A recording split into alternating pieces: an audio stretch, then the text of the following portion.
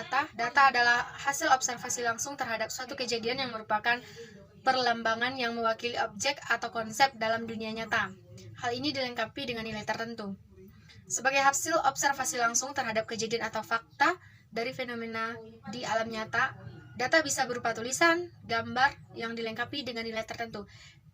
Kemudian, data merupakan hasil dari yang merupakan fakta dari hasil suatu kejadian. Setelah diolah dengan melalui penelitian atau percobaan, maka suatu data tersebut dapat menjadi bentuk yang lebih kompleks seperti suatu database, informasi, atau juga bahkan solusi untuk menyelesaikan masalah tertentu. Setelah mengetahui pengertian atau definisi dari data, kita bisa melihat secara langsung fungsi dari data tersebut. Mungkin istilah data tersebut lebih banyak didengar dalam bidang komputer atau juga penelitian, namun pada dasarnya hampir di segala macam aspek kehidupan ini membutuhkan apa yang dinamakan data. Bagi para peneliti, sebuah data itu dijadikan sebagai landasan utama dalam penelitiannya. Kemudian, dalam penggunaan bidang komputer juga hampir semua melibatkan suatu data yang kemudian diolah untuk dapat memecahkan masalah. Dengan melihat hal tersebut, maka bisa kita ambil kesimpulan bahwa data memiliki fungsi yang pertama untuk membuat keputusan terbaik di dalam memecahkan sebuah masalah. Kemudian dapat dijadikan juga sebagai dasar suatu perencanaan atau juga penelitian. Kemudian data sebagai acuan dalam tiap-tiap implementasi suatu kegiatan atau aktivitas, dan terakhir data juga dapat dijadikan sebagai bahan evaluasi. Kemudian sebuah data itu dapat diibaratkan sebagai dasar dalam perencanaan atau riwayat segala tindakan yang sudah telah dilakukan.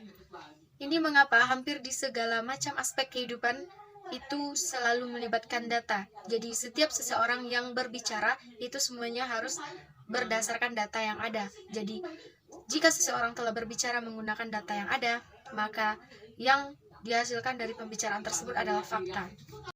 Baiklah, saya akan melanjutkan pembacaan makalah saya. Yang B, informasi. Dalam ungkapan sehari-hari, banyak yang mengatakan bahwa informasi adalah segala yang kita komunikasikan seperti yang disampaikan oleh seseorang lewat bahasa lisan, surat kabar, video, dan lain-lainnya. Ungkapan ini karena seringnya dipakai yang dikutip Pedit yang mengkategorikan sebagai the ordinary nation of information.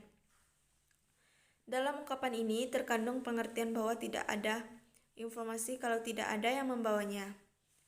Di antara membawa informasi yang paling dibicarakan adalah bahasa manusia melalui komunikasi antar manusia. Yang C, jenis informasi. Ada beberapa macam jenis informasi dilihat dari sudut pandang yang berbeda, salah satunya melalui kegiatan yang dilakukan oleh manusia. Yang D, karakteristik informasi. Informasi sangat berperan dalam komunikasi manusia. Dalam suatu organisasi, karakteristik informasi disesuaikan dengan jajaran manajemen untuk menyelaraskan informasi yang dibutuhkan sesuai dengan tugas yang diembahkan. Oleh karena itu, jajaran manajemen akan mengenali karakteristik informasi. Sekian, terima kasih.